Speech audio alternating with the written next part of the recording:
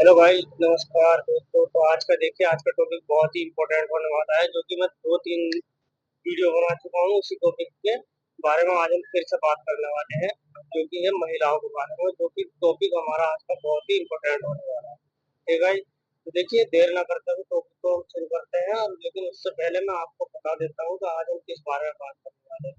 तो देखिए, बहुत सी मेरी माताओं बहनों को दिक्कत ये होती है, प्रॉब्लम ये होती है, जैसे कि आज हमको ये प्रॉब्लम हो रही है कि मान लीजिए आपको बच्चेदानी में असिस्ट है, गांठ है, तो उसका इलाज किस प्रकार से होगा, या आपकी गांठ जो है ऑपरेशन से ही होने वाली है, या आपकी गांठ जो है ऐसी ही दवाई से ठीक हो जाएगी, या नॉर्मल दवाई से ठीक होगी, किस तरह से आपकी जो है गांठ जो है वो ठीक हो सकती है। ठीक है, तो ये बहुत ही इम्पोर्टेंट टॉपिक है। और उसके बाद सबसे ज्यादा जो समस्या आती है वो आती है समस्या पैसों को लेकर के।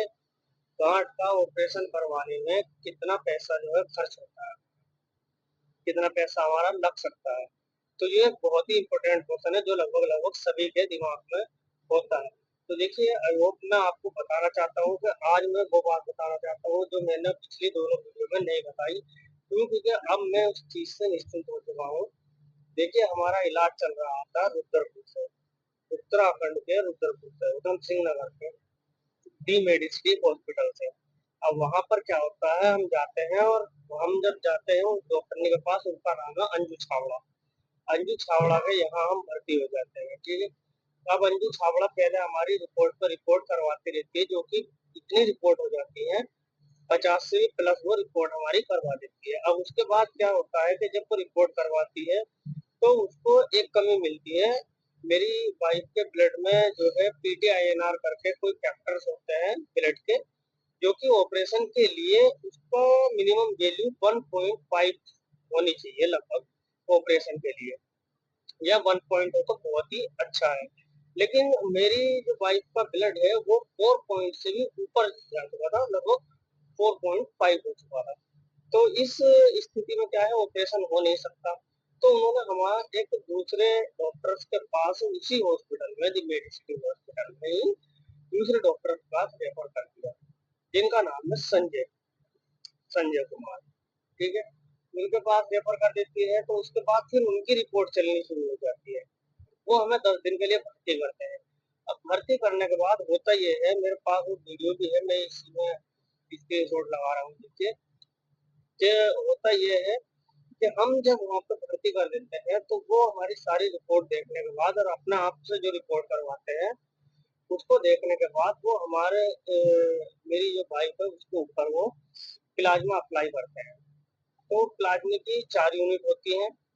वो फर्स्ट यूनिट अपनी जो है लगाते हैं मेरी वाइफ को, और फर्स्ट यूनिट में ही उसकी इतनी गंभीर स्थिति हो जाती है, ये आंख पूरी लटक जाती है, ये नाक बड़ी बड़ी, कान बड़े बड़े, और पूरे शरीर पे जो है छाले हो जाते हैं बहुत ही बुरी तरीके से। और मैं तो इतना घबरा जाता हूँ कि शायद अब इसका बचना मुश्किल है, यहाँ तक की नौबत आ जाती है। क्यों? क्योंकि मेरे साथ में और कोई भी नहीं रहता है, मैं अकेला हूँ यहाँ पर, क्योंकि मैं बाहर रहकर जॉब करता हूँ अपनी जो साथ में रखता हूँ। ठीक है, वो हम कभी बाद में बात करेंगे। अब उसकी जब ऐसी स्थिति हो जाती है, रिएक्शन हो जाता है, तो बहुत ही ज्यादा जो प्रॉब्लम में आ जाता हूँ। मैं जल्दी जल्दी से डॉक्टर को बुला कर लाता हूँ, तो डॉक्टर भी मौजूद नहीं होते हैं, तो उनको थोड़ा मतलब गुस्से में बोलता हूँ, तब जाकर डॉक्टर आते हैं। और वहां पर डी मेडिसिटी हॉस्पिटल में फिर उसको जो है एक एंटीडोट लगाया जाता है, जो कि थोड़ा नॉर्मल हो जाता है उसका शरीर। लेकिन फिर उसके बाद उसको रिएक्शन होना शुरू हो जाता है, फिर उसको एक एंटीडोट मेरी वाइफ को दोबारा से दिया जाता है, और फिर वो पूरी तरह से नॉर्मल हो जाती है। लेकिन उसका शरीर इतना टूट जाता है कि उसको चलने फिरने में भी फिर दिक्कत होने लगती है, उसको चक्कर आना, बार बार उल्टी आना, खाना ना पचना, इस तरह की उसको प्रॉब्लम होने लगती है। तो वो हमको 2 दिन और भर्ती रखते हैं, और नॉर्मल हमारा इलाज चलाते हैं। उसके बाद वो हमारी छुट्टी कर देते हैं। उसके बाद की जो कहानी शुरू होती है वो बहुत ही इंटरेस्टिंग हो गई। उसके बाद हमको 1 महीना माना जाता है, कभी ये रिपोर्ट कभी वो रिपोर्ट, हमसे जो है 50 तरह की रिपोर्ट वो करवा लेते हैं। और लगभग लगभग मिनिमम से मिनिमम लगभग 50,000 रुपया हमारा लग जाता है। कुछ रिपोर्ट्स मेरे पास है जिन्हें आप देख सकते हैं अगर आप चाहो तो। और कुछ रिपोर्ट्स वो इस तरह की करवाते हैं कि इसका जो है बिल आपको नहीं मिलेगा, इसका बिल जो है नहीं देता है हॉस्पिटल। इस तरह की रिपोर्ट आप, हमारी मजबूरी थी तो मैंने वो रिपोर्ट भी करा दी। लगभग 50-60 हजार रुपये उठाने के बाद नतीजा ये निकला कि बाद में जब उन्होंने हमारे फैक्टर की जांच करवाई, फैक्टर 10 और फैक्टर 5 जो है हमारा गड़बड़ निकला मेरी वाइफ का। तो उसके इलाज के लिए इन्होंने प्लाज्मा तो उसको अप्लाई नहीं किया दोबारा।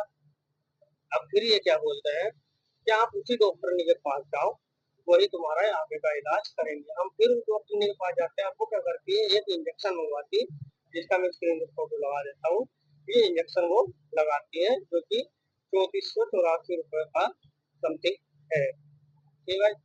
अब ये इंजेक्शन लगाने के बाद वो बोलती है कि ये इंजेक्शन कंटिन्यूसली 3 महीने तक अप्लाई होंगे। फिर मैं उस इंजेक्शन के बारे में पढ़ता हूँ वहाँ पे, तो वो इंजेक्शन जो था कि आपको ब्लीडिंग ना हो और आपको जो है मतलब पीरियड्स भी आने बंद हो जाएगा। अगर वो तीनों इंजेक्शन आप पे लग जाते हैं, अप्लाई हो जाते हैं, तो आपको लगभग लगभग 6 महीने तक ब्लीडिंग नहीं होगी, पीरियड्स नहीं होंगे।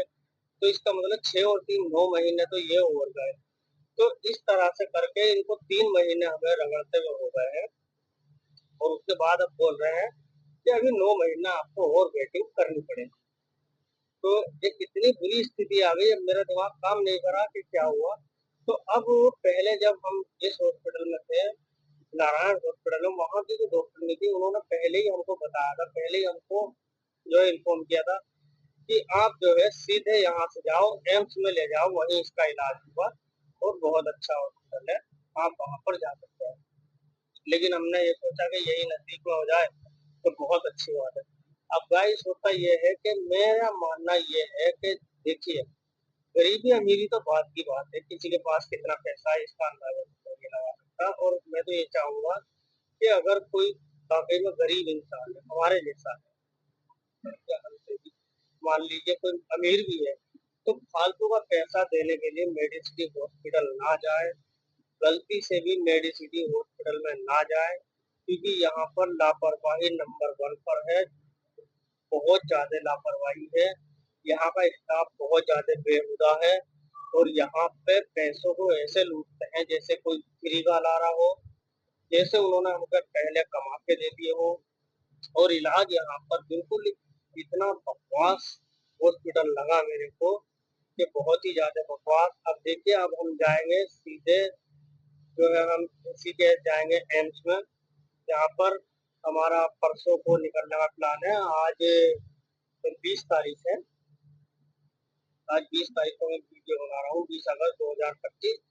तो हमारा प्लान है वहाँ पर 22 तारीख को जाने का। 22 तारीख में जो भी होता है हम आपको बताएंगे, और इस गांठ का कैसे इलाज हुआ वो भी हम आपको सारी बात बताएंगे। और देखिए, किसी बहन को, मेरी माता को अगर ये दिक्कत है, प्रॉब्लम है, तो इस वीडियो के माध्यम से मैं अपनी घरवाली का, मेरी अपनी वाइफ का चैनल का यहाँ पर आपको स्क्रीन पर लगा दे रहा हूँ। यहाँ से आप उसके चैनल पर कमेंट करके आप उससे बात कर सकती हैं, डायरेक्ट आप उनको फोन कॉल कर सकती हैं, वो आपको खुद कॉल कर लेंगे। आप कमेंट में अपना नंबर बता दीजिए, उनके चैनल पर जाकर उनका चैनल सब्सक्राइब कर लीजिए। तो जिस तरह की बात भी होगी, अगर कोई लेडीज प्रॉब्लम आपको है, तो आप मेरी घरवाली से, मेरी वाइफ से भी बात कर सकती हैं, और उनसे डायरेक्ट कॉल पे बात कर सकती है कि उनको कैसा फील हुआ है, क्या हो रहा है। मान लीजिए आप नहीं बता सकती हैं, तो आप डायरेक्ट मेरी वाइफ से कॉल कर सकती है। जितना हो सकेगा, जैसी परेशानी में हम है कोई ना आए, और हो सके तो इस वीडियो को ज्यादा से ज्यादा शेयर करें, क्योंकि ये प्रॉब्लम जो है लगभग लगभग 90% महिलाओं में देखी गई है। मुझे भी हॉस्पिटल में घूमते हुए काफी टाइम हो गया है, तो ये प्रॉब्लम मैंने ज्यादातर बहुत सी महिलाओं में देखी है। तो किसी बहन का या किसी माता को कहीं गलत नहीं जाना पड़ जाए, कहीं गलत उस पर पैसा खर्च नहीं हो जाए, तो इस वजह से वीडियो को शेयर कर दीजिए। देखिए, वीडियो अच्छी लगे या आगे की वीडियो हमारे साथ क्या हुआ है, किस तरह से हमारा इलाज हुआ देखने के लिए चैनल को सब्सक्राइब जरूर करें। ठीक है, मिलता है